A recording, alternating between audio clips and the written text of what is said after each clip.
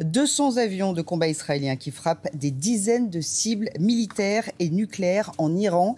Jamais l'État hébreu n'avait organisé une attaque de cette ampleur. On va revenir sur les faits avec Arnaud Miguet avant d'en débattre avec nos invités. Oui, et les pilotes israéliens sont encore en train d'attaquer l'Iran, selon l'armée israélienne. Des frappes, des bombardements qui ont commencé cette nuit contre des sites du programme nucléaire iranien, mais aussi des installations militaires. Un site d'enregistrement d'uranium a été touché, selon la télévision iranienne, ainsi que des personnalités tuées, comme le chef d'état-major des armées.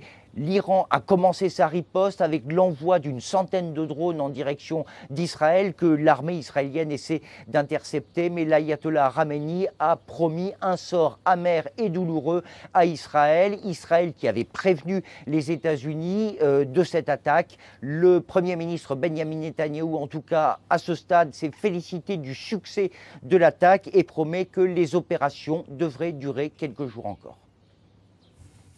Alors, avant de poursuivre ce débat, nos invités, Patricia Alémonière, bonjour, bienvenue. Vous êtes grand reporter et spécialiste des questions internationales. Vous êtes également auteur d'un livre, Au cœur du chaos, aux éditions Artaud. Vincent Arabartier, vous êtes historien militaire, bienvenue également. Et puis Christophe Gasquer va nous accompagner tout au long de ce 11-13, spécialiste des questions internationales à France Info. On va débuter avec cette toute dernière information qui vient de tomber. Emmanuel Macron convoque un conseil de défense en ce moment même à la suite de ces frappes d'Israël en Iran. Christophe, cela dit à quel point la communauté internationale est préoccupée. Oui, c'est assez logique ce Conseil de défense. On le rappelle qu'il se réunit donc à l'Élysée. En général, il y a donc le Premier ministre, il y a également le ministre des Armées, le ministre des Affaires étrangères. Et l'objectif, c'est de coordonner la réponse de l'État face à une menace ou à une situation critique. On se souvient notamment que le 1er octobre 2024, lorsque l'Iran avait notamment envoyé 300 missiles en direction de l'État hébreu, certains avaient été interceptés, notamment grâce à l'aide de la France ou encore de la Jordanie. Donc en fait, cette situation, ce point qui est organisé actuellement, ce Conseil de défense qui est organisé par Emmanuel Macron, il est là pour à la fois faire le point sur la situation de cette nuit, de ce qui s'est passé avec les services de renseignement, bien évidemment, parce qu'il a accès à des informations que l'on n'a pas aujourd'hui, et ensuite de coordonner la suite. Et on sait qu'il y a notamment de nombreux Français, une grosse communauté française qui vit en Israël. On sait que les aéroports sont fermés, qu'Air France a annulé ses vols, donc il va falloir aussi préparer la suite. Comment les rapatrier ou comment faire en sorte qu'ils soient en sécurité. Donald Trump a dit qu'il était au courant quelques heures auparavant de cette frappe d'Israël contre l'Iran. Est-ce qu'à votre avis, Paris, en tous les cas le gouvernement français, l'était aussi ? Alors, je ne suis pas dans le secret des dieux, mais tous les signes avant-coureurs de la frappe étaient là depuis quelques semaines, j'ai envie de dire. Quand on a assisté au déploiement, finalement, des forces américaines dans la région, puis après, on a eu l'annonce que les missiles qui devaient protéger l'Ukraine étaient envoyés au Proche-Orient et non plus destinés à l'Ukraine pour assurer sa protection aérienne. Puis enfin, quand les Américains ont demandé à leur personnel non essentiel de quitter la région, on pouvait bien effectivement se douter, et les Français en premier, qu'il allait se passer une attaque était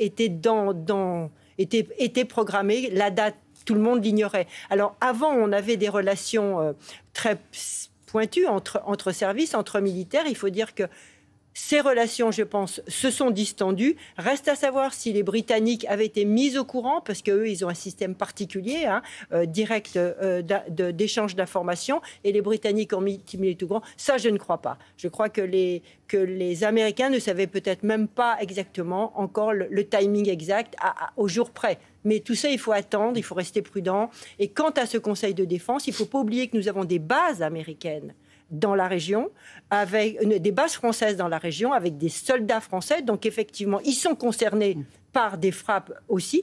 Et puis aussi, n'oubliez pas, on a participé quand même à arrêter les missiles en octobre. S'il y a une décision comme telle, eh bien là, je passe la parole effectivement aux militaires, parce qu'il faut bien un conseil de défense si on doit participer à une opération de protection d'Israël. Juste un mot, Vincent Arabartier, vous diriez que cette offensive est inédite de la part d'Israël ?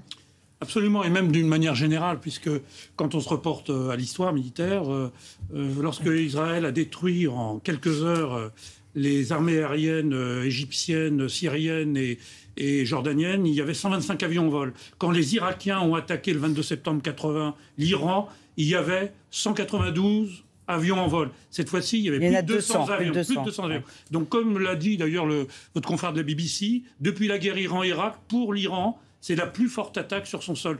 Le 25 octobre dernier, lorsqu'Israël, en représailles des attaques iraniennes sur son sol, avait lancé des attaques sur le sol iranien, il y avait quelques dizaines d'avions.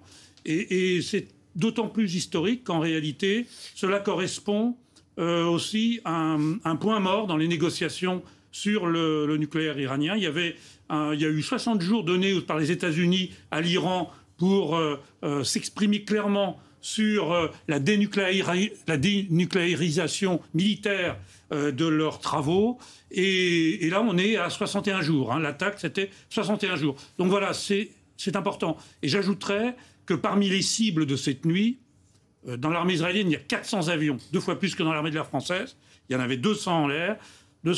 Donc ça va continuer. Et cette nuit, les principaux objectifs, comme vous l'avez souligné, ce sont des VIP de l'armée iranienne, donc décapiter l'armée iranienne, des scientifiques, des centres de recherche de nucléaire iranien, et aussi ce qu'on appelle dans le jargon militaire en anglais le SEAD, Suppression of Enemy Air Defense, suppression de la défense aérienne ennemie, c'est-à-dire que toutes les rampes de lancement de missiles solaires iraniennes ont été détruites, plus des rampes de missiles balistiques. Mais le cœur du nucléaire iranien sera beaucoup plus difficile à détruire. Alors je pense que la plupart des téléspectateurs ont vu la suite de Top Gun Maverick, si vous voulez.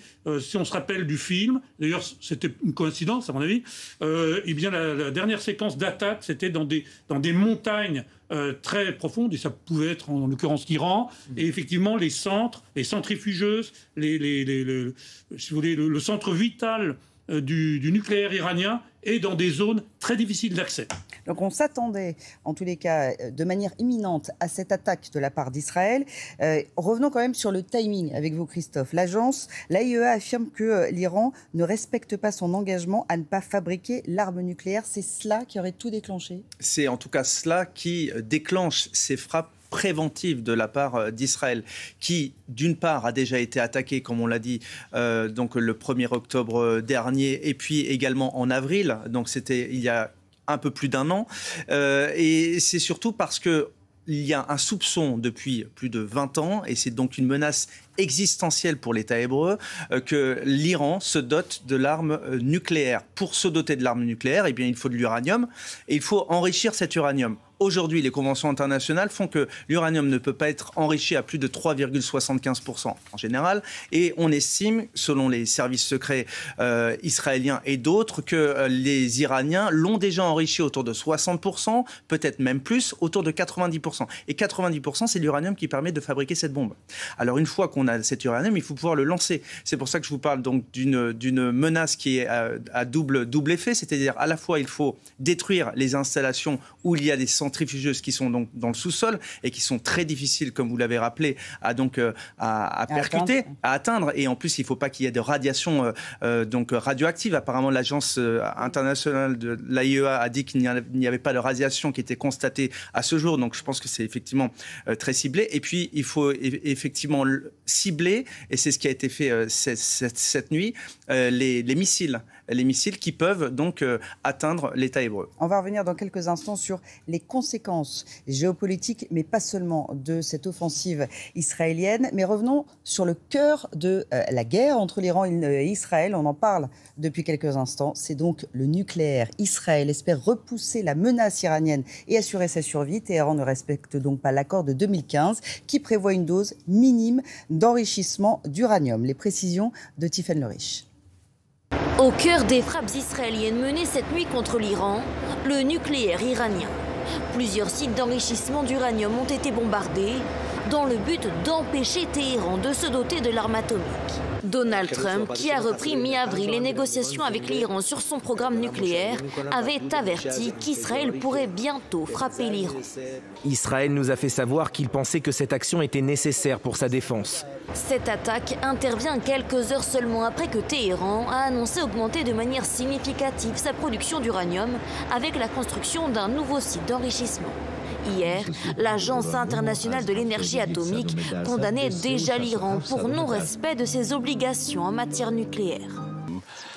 Je ne peux que réitérer ici, au nom de l'Allemagne, ainsi qu'au nom de nos partenaires britanniques et français, que nous attendons de l'Iran qu'il prenne de manière crédible ses distances avec tout plan visant à se doter d'armes nucléaires. De son côté, Téhéran a menacé mercredi de frapper les bases militaires américaines au Moyen-Orient en cas de conflit après un échec des négociations. Un 6e cycle de discussion avec les États-Unis était prévu dimanche sous médiation omanaise.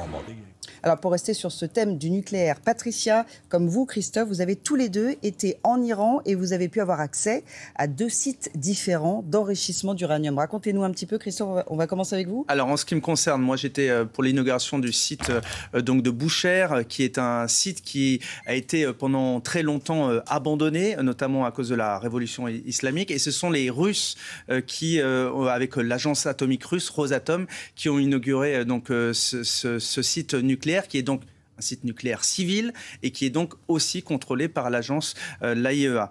Et en l'occurrence, ma consoeur a visité l'autre site de Natanz, qui est là, d'Ispahan, qui est un site d'enrichissement d'uranium.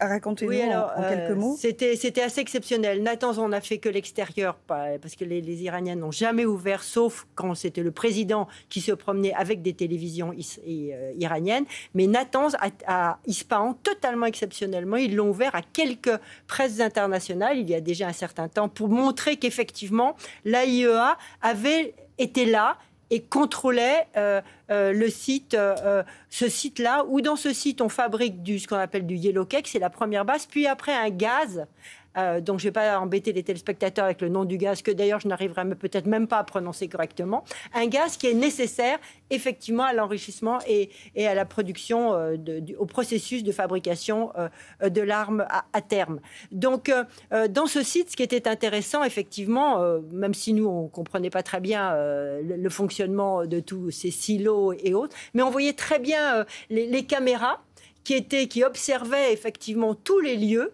et c'était des caméras posées par l'agence de Vienne, de l'AIEA atomique, et donc qui lui permettaient de surveiller. Alors après, à chaque fois qu'il y a eu des dissensions entre l'AIEA et les Iraniens, soit ils coupaient la liaison avec Vienne, soit ils enlevaient le nombre de caméras. Enfin, cette surveillance, cet œil occidental à l'intérieur quand même d'un site national, effectivement, choquait beaucoup les Iraniens, même ceux qui n'étaient pas pour le régime des mollahs.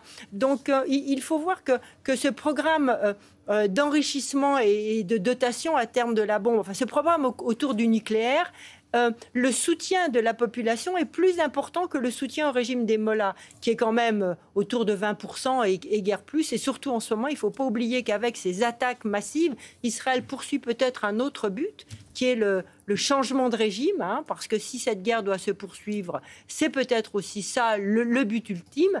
Et c'est dans un contexte aussi en ce moment où il y a des émeutes de la faim, des émeutes des transporteurs. Et on se posera la question de comment le régime iranien tient, parce qu'effectivement, cette opposition aujourd'hui, elle est forte. Pardonnez-moi. Il y a effectivement actuellement en Iran quelque chose qui est très important, c'est les transporteurs. Les transporteurs, c'est vital. Et ils n'en peuvent plus, et comme toute la population, ils n'en peuvent plus. Il y a des émeutes régulières de la faim, et c'en est, ou des émeutes économiques. Et donc le régime est particulièrement instable en ce moment, ce qui fait qu'aussi que le timing n'est peut-être pas un hasard. Ce que je voulais ajouter, c'est que jusqu'en 1979, l'Iran reconnaissait l'État d'Israël. À partir de 1979, avec l'ayatollah Khomeini, non seulement l'Iran ne reconnaissait plus l'État d'Israël, mais il voulait détruire. Et ça a été dit plusieurs fois au sein du Parlement iranien. Il y a eu des missiles, ces fameux missiles iraniens s'appelaient Al-Quds, Jérusalem. Donc en fait, ça voulait dire que, en quelque sorte, l'Iran était pour la Palestine, de la mer au fleuve, comme on dit. Donc en fait, pour Israël, c'est d'autant plus vital qu'actuellement, on était à une période où on avait l'impression, d'ailleurs l'AIEA l'a bien dit, qu'on avait perdu tout contrôle. Quand je dis on, c'est pas simplement les Occidentaux, c'est l'ONU. Hein, l'AIEA, c'est une agence de l'ONU, donc il y a aussi la Chine, aussi, hein, avait perdu tout contrôle sur cette fabrication de nucléaire iranien, dont on est quasiment sûr. Israël part de ce postulat, et il a raison, parce qu'on est quasiment sûr qu'une fois qu'ils auront la bombe nucléaire, ils l'utiliseront. Ce sont des fanatiques, ils l'utiliseront. Ou ils l'utiliseront, ou ils auront la possibilité, parce que c'est tout le principe, c'est... Quand on défend un pays, quand on est responsable de la sécurité d'un pays, on ne part pas d'une hypothèse. Mais on sait aussi que quand on utilise l'arme nucléaire, la répercussion est... Voilà, on les détruit immédiatement. Je pense que les Américains ont les moyens de... Oui, mais ensuite, dans un tout petit pays comme celui d'Israël, en utilisant quelques kilotonnes, je ne parle pas de mégatonnes, quelques kilotonnes, eh bien, on détruit complètement la population. Alors, quels sont les appuis militaires de l'Iran dans la région? On va voir ça tout de suite avec vous, Aurélie Schiller. Bonjour. Bonjour. Eh bien, écoutez, tout d'abord, il y a le Hezbollah, principalement présent au Liban, où il a été créé en 1982. C'est une force à la fois politique et militaire, premier relais de la puissance chiite aux frontières d'Israël, une organisation dépendante financièrement et militairement du régime des Mollahs, leur principal soutien qui s'est étendu, vous le voyez ici en bleu, en Irak, mais aussi en Syrie. Elle dispose de combattants entraînés, de missiles, de drones ou encore de roquettes, pour certaines avec des portées de plusieurs dizaines de kilomètres, qui peuvent donc atteindre Israël depuis le Liban. Et on se souvient que le Hezbollah avait déjà frappé Israël en réponse à des attaques dans le sud Liban et Beyrouth qui ont mis à mort des dirigeants de l'organisation. Le Hezbollah, néanmoins, il est affaibli ces derniers mois à cause de la guerre entre Israël et le Hamas dans la bande de Gaza. L'Iran peut aussi compter sur le soutien des Houthis. Ils sont plus éloignés, mais plus puissants. Cette organisation politique, théologique et militaire au Yémen, ici en orange, est devenue une véritable armée. Là aussi, grâce au soutien de l'Iran, le groupe dispose notamment de plusieurs missiles balistiques qui, eux aussi, peuvent parcourir plusieurs dizaines de kilomètres et ainsi atteindre Israël. Vous le voyez ici, en un peu plus de 40 ans, l'Iran, par son soutien financier et militaire, a ainsi avancé ses pions au Moyen-Orient pour construire en orange et en bleu un front contre l'État hébreu. Merci beaucoup. Merci Aurélie pour ce décryptage. Benyamin Netanyahou, à la suite de ces frappes, a estimé que c'était un succès et que cette offensive durerait aussi longtemps que nécessaire. Du côté de Téhéran, première riposte ce matin. 100 drones ont été lancés contre Israël. Ils vont mettre plusieurs heures pour atteindre l'État hébreu. L'armée israélienne se prépare donc à les intercepter. Christophe Gascard, comment la population israélienne vit-elle et se prépare-t-elle à cette riposte? Alors, d'une part, concernant ces drones, on a appris tout à l'heure par Tzahal qu'ils avaient été interceptés, pas seulement en Israël, mais également en amont, par d'autres pays, et je pense notamment à la Jordanie. Donc, ces drones, pour l'instant, ne représentent pas une menace existentielle pour Israël parce qu'ils ont été neutralisés. Néanmoins, Benyamin Netanyahou a été assez clair. Il a préparé la population à une guerre, avec l'Iran, raison pour laquelle en Israël actuellement, et notamment dans les grandes villes comme Tel Aviv ou Jérusalem, la population est appelée à faire des réserves d'eau, de nourriture, et bien évidemment ils sont aguerris, ils ont l'habitude de cela, mais en général, les alertes peuvent durer quelques heures. Là, on prépare la population, et c'est pour ça aussi qu'on prépare aussi la riposte iranienne, on prépare la population à ce que ça dure dans le temps, 2 ou 3 ou peut-être 4 jours. Raison pour laquelle, non seulement, effectivement, l'espace aérien est fermé, il n'y a plus de vols ou d'avions qui atterrissent actuellement. Israël. Non, pour l'instant, l'aéroport de Ben Gurion. Air France a annulé, bien évidemment, ses vols. Tout cela avait été... En gros, voilà, on est dans un moment important et en même temps, j'allais dire que tout à l'heure, on a reçu une information en expliquant que effectivement la population, l'alerte en tout cas pour les drones était terminée. Ce qui est important, c'est de rappeler que l'Iran aujourd'hui, même si effectivement il y a eu énormément de victimes, notamment le commandant de l'organisation des gardiens de la révolution islamique qui a été tué cette nuit. Il y a également eu des scientifiques. Mais tout cela, ils sont très vite remplacés, puisque l'Iran vient d'annoncer il y a quelques minutes seulement qu'un nouveau chef d'état-major de l'armée a été nommé après la mort du général Bagheri dans une frappe israélienne. Et surtout, il déclare que l'attaque israélienne, et donc je cite le mot, est une déclaration de guerre. Voilà donc pour la réaction iranienne. Très vite, Patricia, est-ce qu'on peut dire que finalement l'envoi de ces drones, ça n'est que la première étape d'une vengeance iranienne ? Aussi peu de drones et aussi c'est pathétique. Enfin, j'ai envie de dire comme réponse. Enfin, je veux dire, ça prouve à quel point, dans un premier temps, le régime n'a pas eu les moyens de faire autre chose. Et ce qui m'étonne en plus, c'est que ça prouve qu'il est affaibli, parce que on sait, nous occidentaux, même nous spécialistes, on se préparait plus ou moins à cette attaque. On disait que ça allait être l'enjeu de cette année en particulier, et on voit les chefs qui n'ont pas pris de mesures majeures de protection. Enfin, en tout cas, ils ont été trouvés. Ça prouve, que le renseignement israélien a encore parfaitement fonctionné, comme il avait fonctionné pour le Hezbollah. Et on est dans cette même, j'ai envie de dire, dans cette même technique. On tape les têtes, on commence à taper pour aller au-delà. Finalement, la stratégie qui a été menée la nuit dernière en Iran, c'est la même qui a été menée contre le Hamas. Et c'est une première étape, et ça rentre dans une stratégie plus globale souhaitée par le Premier ministre israélien, qui est de modifier, de transformer le Proche-Orient en une structure qui est convenable pour la sécurité d'Israël. Il y a un projet global, on le sait, qui est de remodeler le Proche-Orient, et donc l'attaque actuelle se situe dans ce projet-là.